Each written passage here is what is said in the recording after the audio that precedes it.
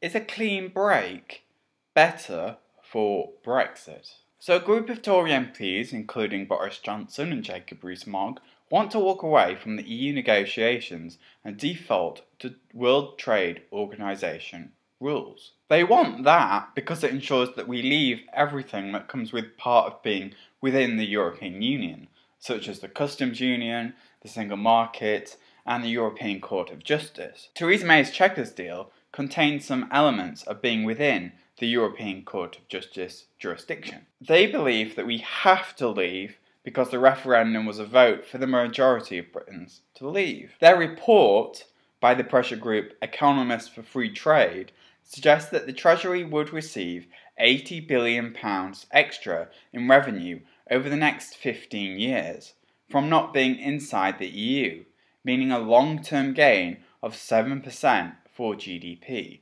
However, this is a completely different modelling to what the Treasury and Whitehall have suggested. A hard Brexit cuts trade with the EU, which is why a vast majority of economists think the UK will be worse off. So last year, the UK exported £274 billion in goods to the EU, compared to just £112 billion to the US. The UK imported £341 billion in goods from the EU and £70 billion from the US, which is why economists think that cutting free trade with the EU will leave the UK worse off.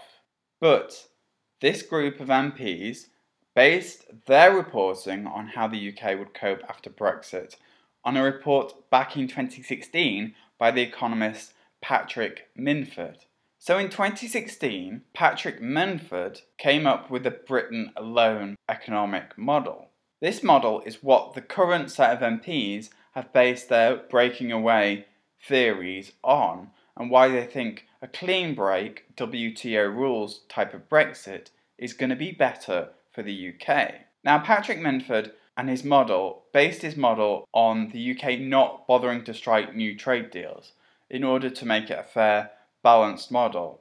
Instead, he predicted a model based on the UK abolishing all import tariffs, so making it easier for goods to come into the UK, but paying the tariffs on exports. Now this model has a number of negatives to begin with. Using the policy of charging no tariffs on imports, but paying them on exports, eliminates UK manufacturing, as the UK would find it harder to export than import. It would also increase wage inequality, as the UK would find it easier to generate profit from imported goods, but this policy would make it harder to distribute that wealth on export. But under this model, they found that income per person would fall by 2.6%, and UK real incomes would fall by 2.3%.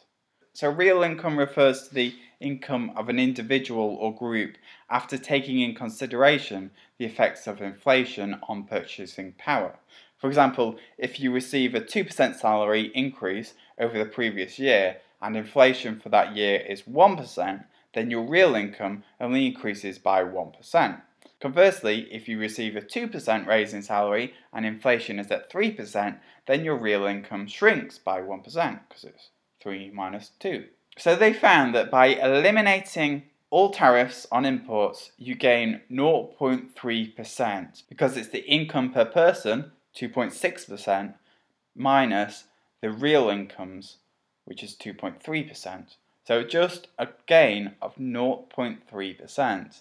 And of course, both the income per person and the real incomes under an optimistic clean break Brexit would both fall. But of course this modelling has a number of flaws in itself. It assumes that UK consumers would pay 10% less for manufacturing and agricultural goods, but tariffs only cost 3% extra on goods. So he instead estimates that it will be 10% cheaper to produce goods in the UK compared to other countries, but the data he used for this is 14 years out of date. He assumes that UK GDP would increase by 4%, and he assumes the UK geographical place in the world makes no difference, which of course we know it does, and we know that relying on EU trade is better for the UK simply because it's closer. And of course, he ignored the EU's trade creating capabilities, instead seeing the EU bloc as simply a free trade area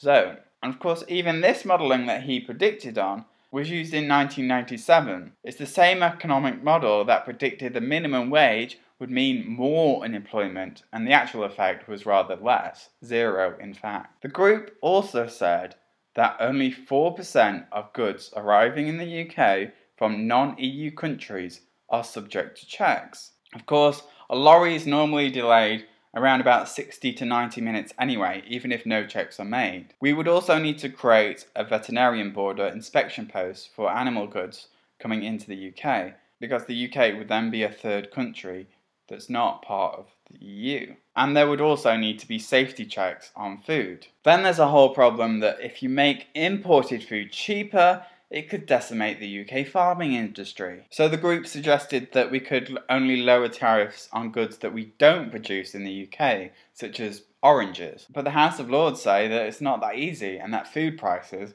will rise. A clean break Brexit is clearly a case of traditional economics versus more optimistic pro-Brexit economics. It's the establishment, once again, versus the anti-establishment. But both the Economists and the EFT model predict the UK will get worse off post-Brexit, but political support for a clean break is higher than the Chequers deal. Britain will have to find a way to get through this. But do you agree with me? Join in the debate below and subscribe.